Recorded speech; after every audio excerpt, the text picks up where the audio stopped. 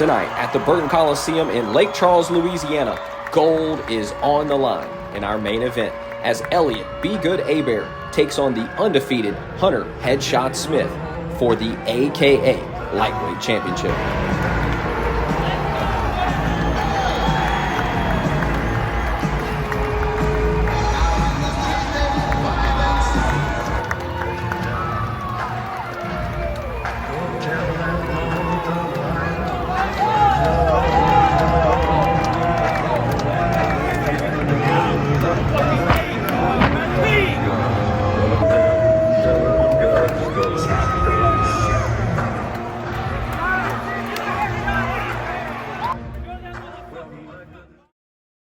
The first fight happened because I was 4-0 as a pro. He had took some time off. And I made a post after a quick knockout, our fourth pro fight. I said, challenge me. He was the first comment. He's got to be careful with a guy as stout and as powerful as Elliot Abear. He just needs one spot.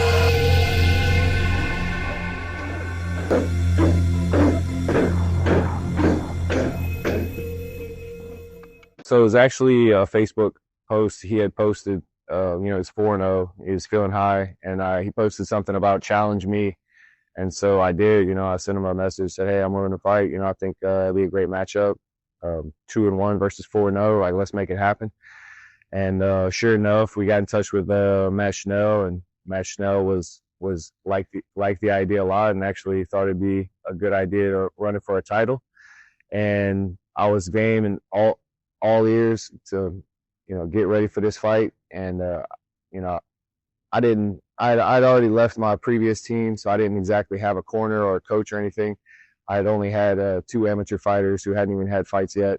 And I solicited the help of a coach in Lafayette just a month before the fight actually took place. So very little preparation, not a great game plan. Went in there pretty under prepared and had a good result.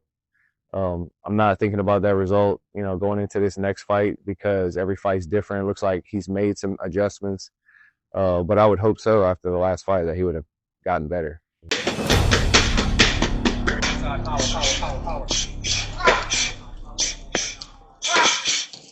The time that Elliot took off, I took him lightly in that first fight. I did camp. I trained hard, but I did camp incorrectly. I wasn't very intentional with what I was trying to get done. My game plan wasn't set in stone. I was kind of, like I said, 4-0. But with Elliot's one of those guys where you have to have a game plan. You have to tailor make your game for him. You have to, he's very, very explosive. I like to tell people he's got the scariest first round of anybody ever around here. He's just, that first round is terrifying for anyone. So, at the time, I was like, all I got to do is have cardio. All I got to do is, but no, he was more than that. He proved me wrong. He proved that he was able to put together a game plan, stick to it, nullify my strengths. He did great in that first fight. Coming into Lake Charles, I knew it was going to be a loud crowd and, everybody was going to be supporting him. But luckily, I had 100, people there doing the same thing to support me only an hour away. And so, yeah, it was good to get that travel, from my fans. And when I turn and look in my corner, I see my people there. It just really makes me feel at home. I think I feel nothing here because I've done this, thousands of times. I think growing up, competing and playing college football, and always having the opportunity to be under the spotlight and have a lot of pressure is something that I do well with, especially in an athletic setting. I've always considered myself somewhat of a gamer. Game plan was to check his grappling real quick, see what he can do. Starting with calf kicks, really all he's got. Overextends on this hook, and it's just easy money. You can't make some mistakes in this game. I'm just a little bit heavier, a little bit better pressure, a little bit better technique, and I put his head on the fence right here, set him up for a little arm triangle. Really just to zap his energy right here. I'm trying to take away all the oxygen. Don't want any blood flow going to the brain. I don't let anybody up easy. It's going to be a long night if we get here. Somehow he came up with some energy, and I think that's that level 5 crazy that you got to have to do the sport right there to get up 30 seconds left. Going into the corner, it really felt like I had the momentum. You know, I knew that I was putting some damage on him, and I've been in fights before where I've taken some damage, and I know, you know, about how much damage, you know, it takes to change somebody's energy. And so I knew I had changed his energy with some of those elbows, probably close to 10 elbows on the ground. It's hard to come back from something like that kind of damage. The kick put him against the fence, throw him on his head, get on top. I knew if I passed the guard easy here, it was going to be a long night. And so as soon as I got through the guard, I had already cut my head on the fence. Now I'm sitting here raining down some elbows and some punches, and he pretty much just picked up his chin. So it was like, you know, I knew it wasn't going to be long before I sunk in, put all my pressure forward, and got everything on that carotid restraint. And, you know, that's the result you get. When I started training again for Juan Chavano was the next fight 3 months later, I remember I changed kind of my whole team up. I got some new coaches who kind of pulled me in. Brian Hanchy, Walter Monso. I still had Josh Quayhagen. But those Walter and Hanchy really saw in the Elliott fight what I needed, you know, the missing links to everything. So they kind of like, I don't know, picked me up, put me on their shoulders and like, hey, we got to do it this way. We got to do it this way. They had experience with high-level fighters. We got to do it like this. I know you've been doing it your way for so long, but your way isn't working. It's not going to work at the highest level. I beat Juan Chavana. Then I beat a really tough opponent, Nico Echeverry. And after that, I was like, this could happen. So after the Echeverry fight, I trained really hard. I fought Alecko Sagiani. He's 6-1 as a pro. He's only tasted defeat one time. That was a tough matchup against Elliot Abear, who is our champion. You know, Elliot is an absolute monster. We've seen him in the corner here tonight. It's the only time Hunter's tasted defeat. Outside of that, he's been dropping people, putting them to sleep, taking care of business. Tonight, another chance for Hunter Smith to take care of business. You got to think he's feeling himself tonight in front of the hometown crowd. You know he sold half the tickets in the building at least. Whenever I'm on deck and I'm walking and I put the Jesus King flag on me, I feel like not myself. I just feel like a superhero. I feel like I'm exactly where I'm supposed to be. I feel like at that moment, that person that I am I'm made to be with. Scheduled for 3 5s, but this fight could end at any moment with the power in these two hands. Segliani, Smith, aka 51 main event. It's time. Hard kick, turns Alecko Smith. Beautiful level change, underhook. Good defense by Hunter Smith. He's got to be feeling good about that. You know, I talked to Hunter on the pod, and he just got a huge, what a shot. I think Hunter clipped him too. He fell funny. These are big shots. This is a big moment for Hunter Smith, trying to put Alecko Sagliani away right here. 2 minutes to go in the first round. Ooh, that cross stunned Sagliani. Massive right hand from Hunter Smith. Sagliani able to keep his feet, not this time. Down, and that's going to be all she wrote for Hunter. Headshot Smith. He gets it done in Lake Charles, Louisiana. What a moment. Louisiana on top. Louisiana on top. Burn what? Burn what?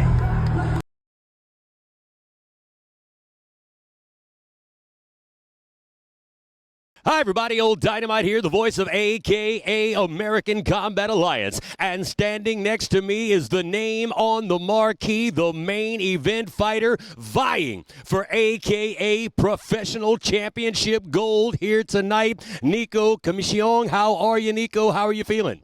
I'm feeling great. I'm really excited. I'm really thankful for AKA for giving me the opportunity. I did ask for it because I didn't know if anybody else was going to step up to fight Elliot, and I just wanted to challenge myself. Standing next to me is the other half of our big main event, the names on the marquee. He is the current reigning and defending AKA Professional Lightweight Champion, owner and head trainer at the Shed Training Grounds in Lafayette, Louisiana, the phenomenal freak athlete, Electric Elliot Abear. Elliot, so now you are the champ. You are the hunted. Everybody wants what you have, and now you've got your first challenger coming your way, Abear-Commissiong. Nico said he wanted this fight. He wanted to challenge the best, take on the monster that is Elliot Abear. How are you feeling about this fight? I feel great coming into this fight. Nico's an extreme competitor. He fights tooth and nail the entire fight. I'm expecting the best Nico that's ever showed up in a cage.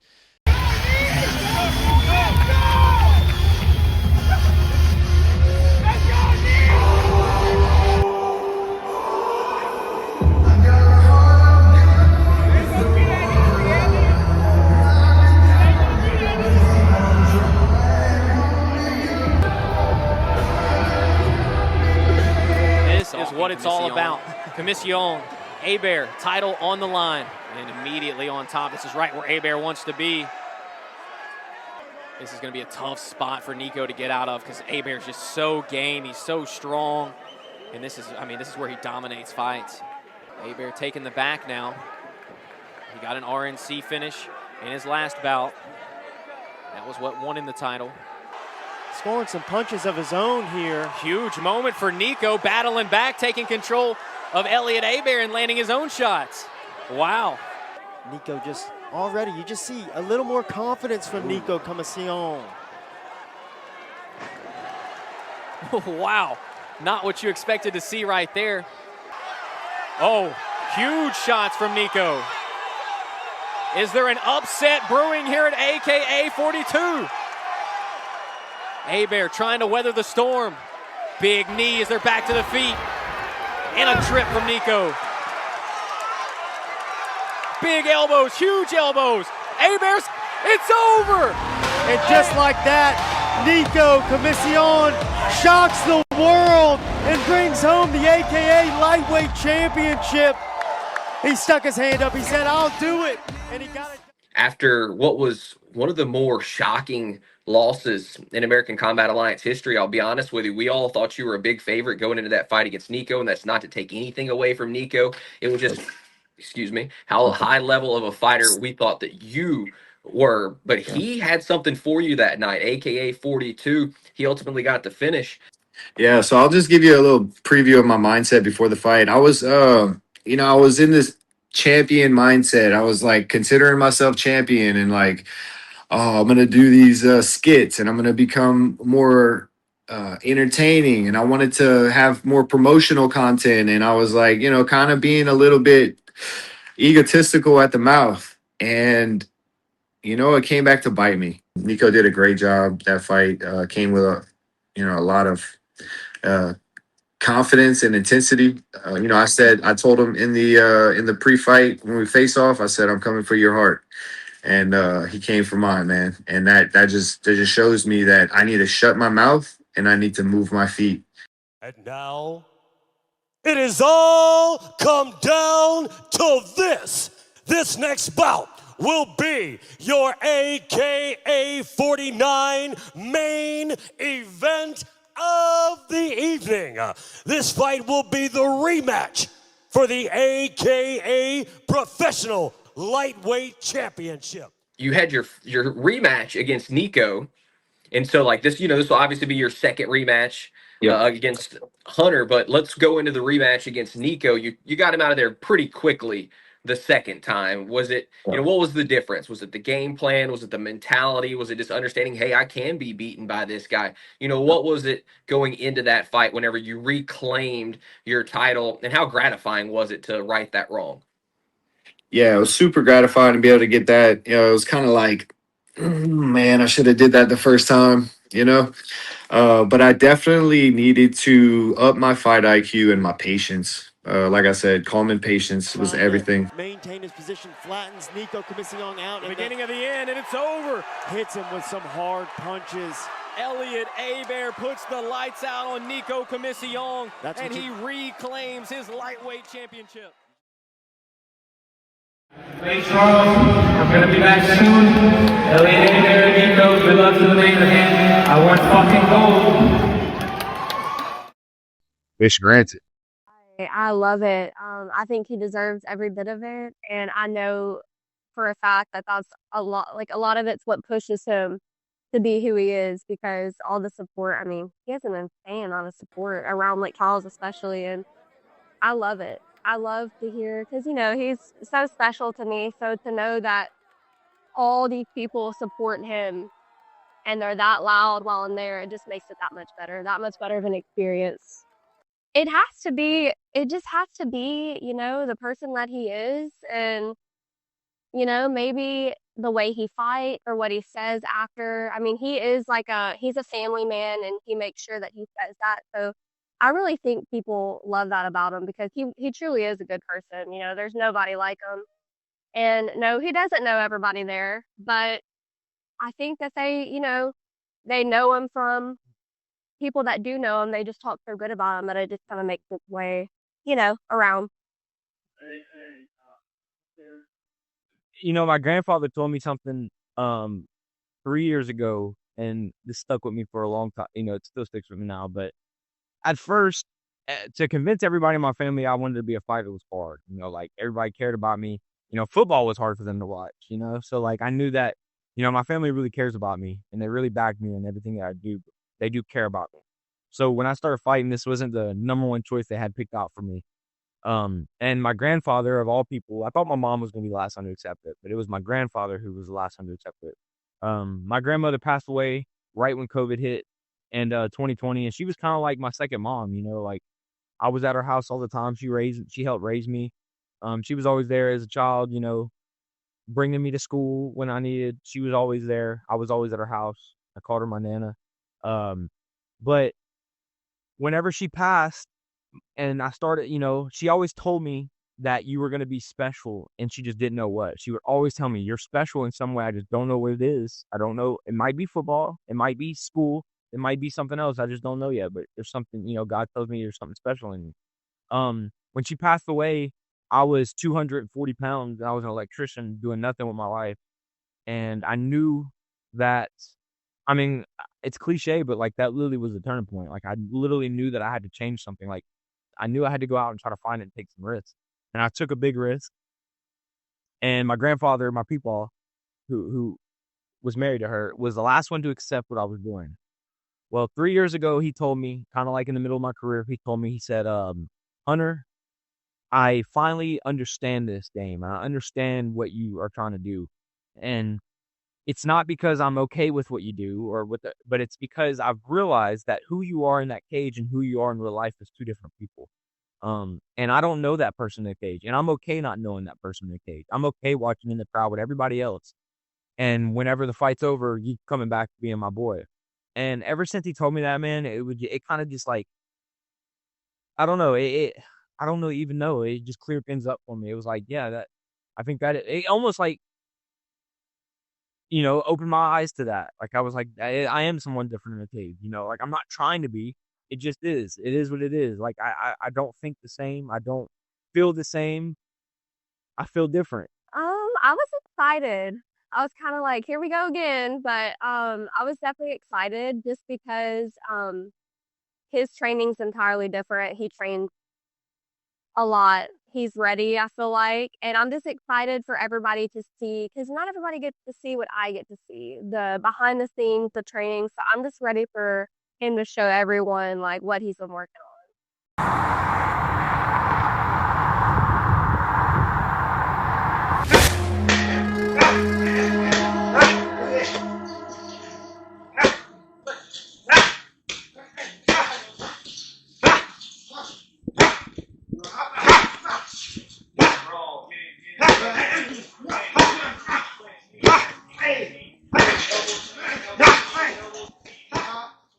Hunter just has this niche to be able to really put people to sleep from any position.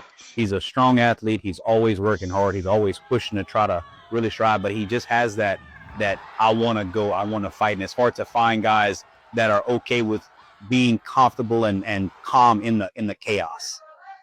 Hunter's absolutely improved as a fighter since his last loss to Elliot Abear.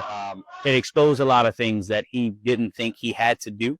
And as just being as raw and honest as you possibly can be. This is PE, the predominantly striking gym. A lot of the guys just wanted to strike and throw hands. And I'm sorry, that just isn't how MMA works. You have to understand your ground game. You have to understand the ins and outs of it to where you can be efficient in all aspects. And that's been the deciding factor in his growth as of late. He's really put in a lot of time into covering all aspects of MMA now.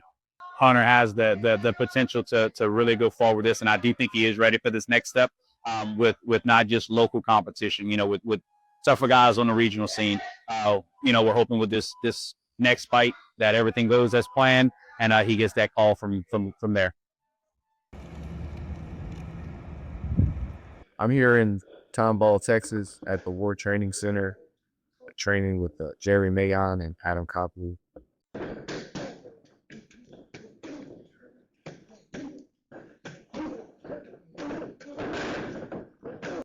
I was born into a wrestling family. My dad was a wrestling coach. Both of my brothers were already wrestling. 7 years old, 8 years old. I was 3 whenever I started. So I pretty much was born into the wrestling game. I spent 2 decades traveling the country, wrestling in tournaments. And yeah, that's where my background comes from. Yeah, having my wife, Renee, Abear, by my side. She always likes to have our daughters with her. Got two young daughters, a 2-year-old and a 3-month-old. And we're just having the time of our life raising those kids and having them with us throughout this journey. It means the world having somebody there that's a stable rock for me to come home to. And a lot of times it's a hot meal and clean clothes. My wife's an absolute champ, and I look forward to defending this belt and then also watching her in her career because she plans on taking some fights too. Elliot came over, and Elliot likes to brawl, and that's something I don't really try to change. If you're a natural brawler, I like brawling. I like teaching that brawling style because brawling itself is a technique. So I think the advancements that have been made on Elliot's have just been like he's tightened up his ability to brawl. He's learned how to hold positions a little bit better and not let you get away from him in those positions so he can really inflict damage. He's learned to embrace his style on the feet, that it's a forward pressure, a lot of power, just destructive style. And so he's just tightened up things that he's already naturally, been doing for years. We've just tried to tweak him a little bit or make it so that he can use them in fights. There's a pretty good game plan. As I said, I think there was just a few little holes in the positioning, right? Because Elliot was able to keep landing takedowns. He just wasn't able to keep him down at the finish. So I think we've made some improvements in that area.